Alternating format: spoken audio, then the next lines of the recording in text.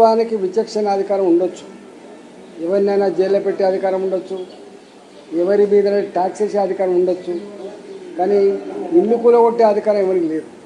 నేను మొదటి నుంచి చెప్తున్నా, హైడ్రా ఎప్పుడైతే పుట్టిందో ఇంకా హైడ్రా పేరు ఎక్కడి నుంచి వచ్చింది, ఎవరి వారసత్వంగా వచ్చిందని ఎవరికి తెలియదు. కానీ రేవంత్ రెడ్డి గారు చెప్పింది, ఈ హైడ్రా అనేది ఆనాటి ప్రపంచంలో ఎవరు నియంత్రణ గురించి మాట్లాడినా హిట్లర్ గురించి మాట్లాడతారు.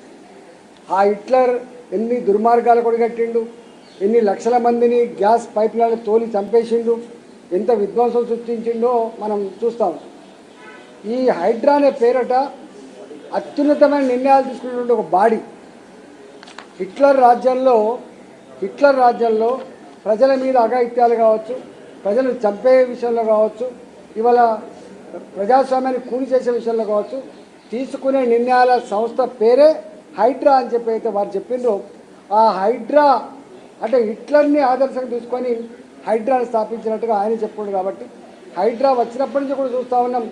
40 ఏళ్ల క్రితం, 50 ఏళ్ల క్రితం ఏ హైదరాబాద్ నగరంలో వాగుల పక్కపంటి కావచ్చు, ప్రభుత్వ స్థలాలలో కావచ్చు, అలాంటి వాటిల్లో హైడ్రా వచ్చి ఇది చెరువు బఫర్ల క్రితం తెలంగాణ నుంచి వెళ్ళి పొట్ట చేత పట్టుకొని కుటుంబాన్ని పోషించుకోవడానికి వచ్చి ఒక గుడిసె వేసుకొని ఒక తరం కష్టపడితే కళ్ళాలు చూసిన చెప్పాలంటే ఇలా ఆ కన్నీటి వేద ఒడవదు. నల్ల చెరువులో ఇల్లు కూలగొట్టినప్పుడు బుచ్చమ్మ అనేటువంటి యాదవ్ మహిళ ఎట్లా చూసారు జరిగిపోయింది. కానీ హైడ్రా చరిత్ర చూసిన తర్వాత ఇది పేదల ఇల్లు కూలగొట్టేటువంటి ఒక సంస్థగా, ప్రజల్ని వేధించే సంస్థగా, ఇవాళ వాళ్ళకు అనుకున్న వాళ్లకు భూములు కట్టబెట్టి వాళ్ళకు వ్యతిరేకంగా ఉన్నటువంటి వాళ్ళ ఇల్లు కూలగొట్టుడు, భూములు గుంజుకునే సంస్థగా అది రికార్డుకి ఎక్కింది. కాబట్టి కోర్టు అనేక సార్లు, నాకు తెలిసి ఒక 60-63 సార్లు ఇవాళ కోర్టు ధిక్కరణకు పాల్పడినట్టు చెప్తా ఉన్నారు. కాబట్టి గిన్నిసార్లు ధిక్కరణకు పాల్పడుతున్నప్పుడు మరి ప్రభుత్వం మార్చుకోవాల్సి ఎక్కడ ఉండే.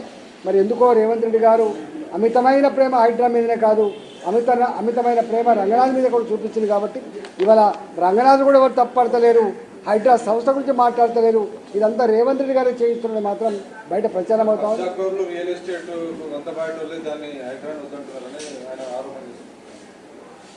ఇది దాని మీద పోలింగ్ పెడితే మీలాంటి టీవీలల్లా ఈ హైడ్రా చేస్తున్న పని గొప్పగా ఉందా చెడ్డగా ఉందా అని చెప్పి మీరు పోలింగ్ పెడితే దాన్ని బట్టి తెలుస్తుంది కదా. దానికి నేను చెప్పినందుకు ఇంకోటి చెప్పలేదు. హైడ్రా అనేది ప్రజల గూడును కూల్చే సంస్థగా ముద్రపడ్డది, ప్రజల్ని వేధించే సంస్థగా ముద్రపడ్డది. ఎక్కడో అక్కడక్కడ ఆక్యుపై చేయబడినటువంటి పార్కులు కొంత కాపాడొచ్చింది కాదు. హైడ్రా 90% మాత్రం ఈ హైడ్రా అనగానే భయపడే పరిస్థితి వచ్చింది. ఒకనాడు మీకు తెలిసి రియల్ ఎస్టేట్లో ఇది రివర్ పక్కకున్నటువంటి రివర్ ఫ్రంట్ పక్క పంటున్నటువంటి ఇళ్ళని, లేకపోతే చెరువుల పక్క పంటి లేక్ వ్యూలు అని చెప్పి వచ్చాయి.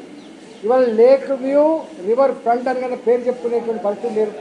ఇవాళ ఎక్కడికి వచ్చిందంటే హైదరాబాద్లో ఏ అపార్ట్మెంట్ కొనుక్కోవాలన్నా, హైదరాబాద్లో ఎక్కడైనా గేటెడ్ కమిటీలో కానీ ఇవాళ హైదరాబాద్లో కట్టిన ఇల్లు కొనుక్కోవాలంటే హైడ్రా పర్మిషన్ ఉందా అని చెప్పి అడిగే పరిస్థితి వచ్చింది.